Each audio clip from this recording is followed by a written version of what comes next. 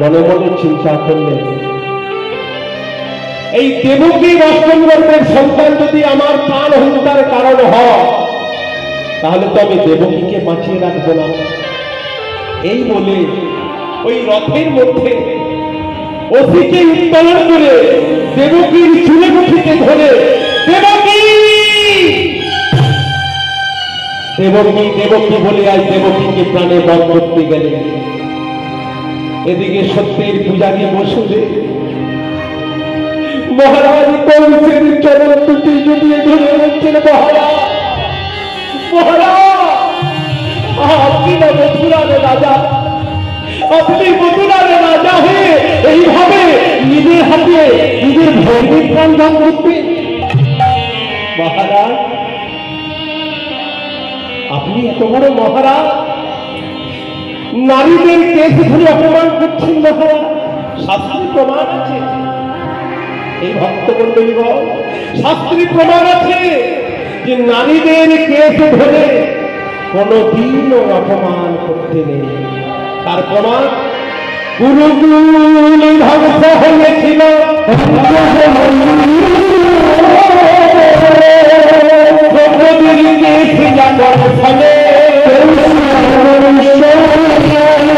ওই রাজনে রাজা হয়েছিল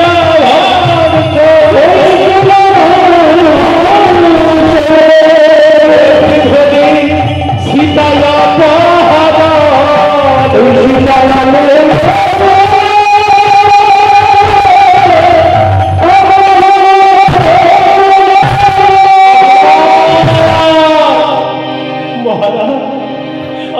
দেবকীকে প্রাণে বধ করবেন না মহারাজ, অনেক কিছু জানে না মহারাজ। আমি আপনার কাছে কথা দিচ্ছি মহারাজ, দেবকী অষ্টম গর্ভের সন্তানের ধরাধামে ভূমিষ্ঠ হওয়া মাত্রই আমি তাকে আপনার হাতে তুলে দেব মহারাজ। তবু আপনি দেবকীকে প্রাণে বধ করবেন না।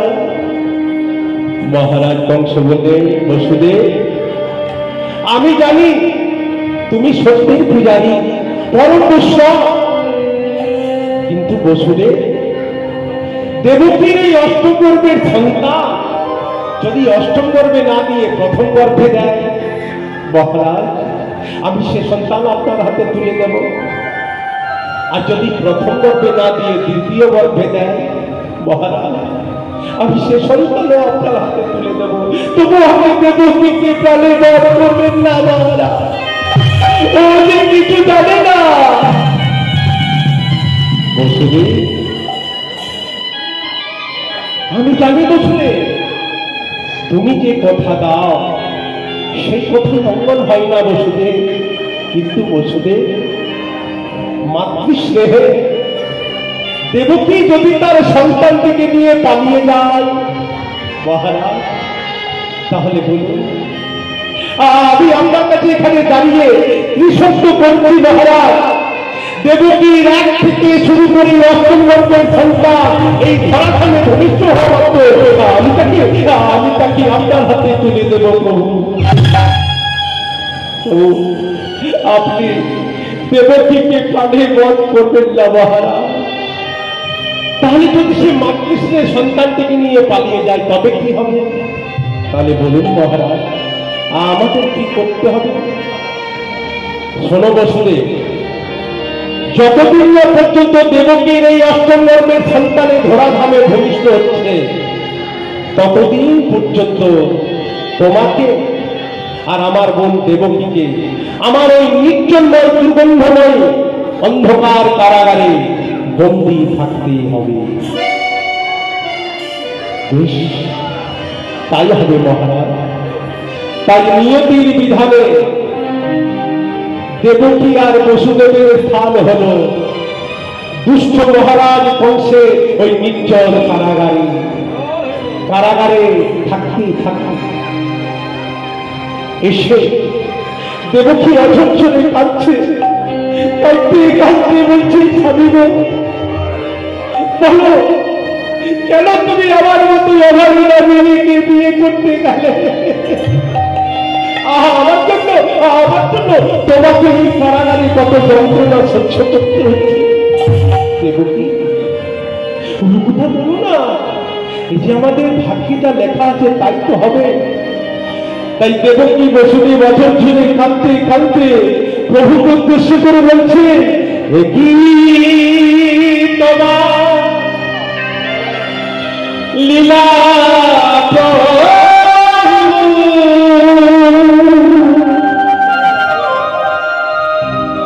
এই তোমার লীলা, তুমি কাঁদে কাঁদা কাঁদে হাসা, এই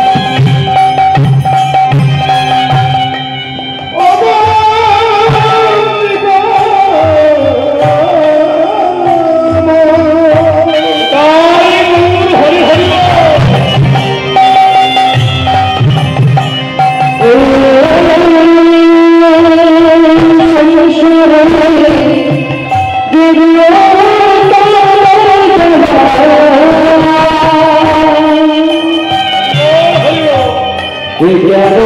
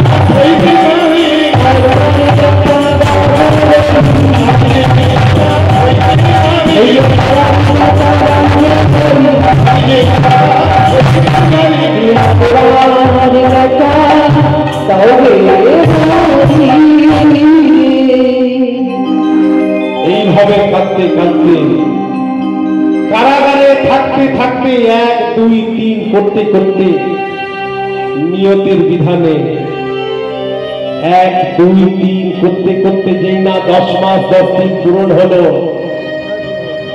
অমনি দেবকী তার প্রথম সন্তানটিকে প্রসব করল।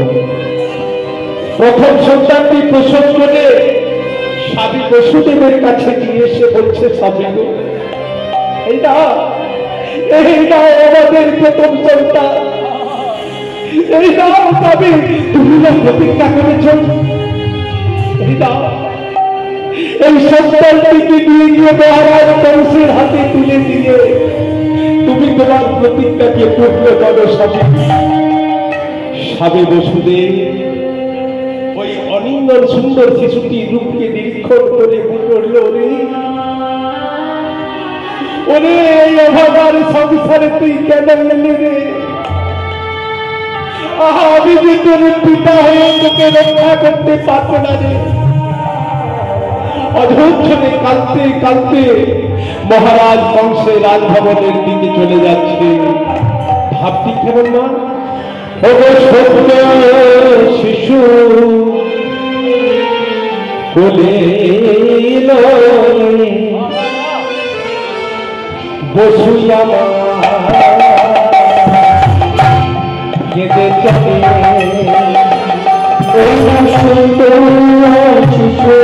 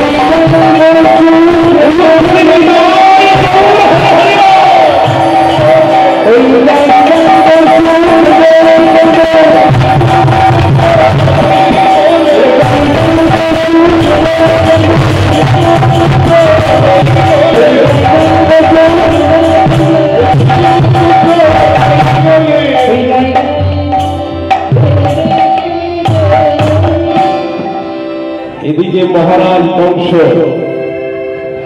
পূর্বের কোথায় একেবারে বিস্ময় হয়ে গেছে, না সব ভুলে গেছে। আর বসুদেবের পরে ওই অনিন্দন সুন্দর শিশুটি রূপকে নিরীক্ষণ করে বলল, বসুদেব, ও বসুদেব, তোমার পরে ওটা কে বসুদেব? মহারাজ, এই দিন মহারাজ আমার প্রথম সন্তান, আমি আপনার কাছে কি সত্য করেছিলাম না? এই দিন মহারাজ, এই দিন আমাদের প্রথম সন্তান। এ তো দেবকীর সন্তান। বসুদেব, এ যদি দেবকীর সন্তান হয় তাহলে সম্পর্কটা কি জানো? দেবকী হচ্ছে আমার বোন, আর এই হচ্ছে দেবকীর সন্তান, তাহলে সম্পর্কতে আবার ভাগ্নে হয় তো। আমি কি মামা হয়ে নিজে হাতে এই ভাগ্নের প্রাণ বধ করতে পারি? না না না না না, বসুদেব, আমি তো একে বধ করবো না। আমি একে কেন বধ করবো না জানো? ও বসুদেব, আমি কেন বধ করবো না? ও যে আমার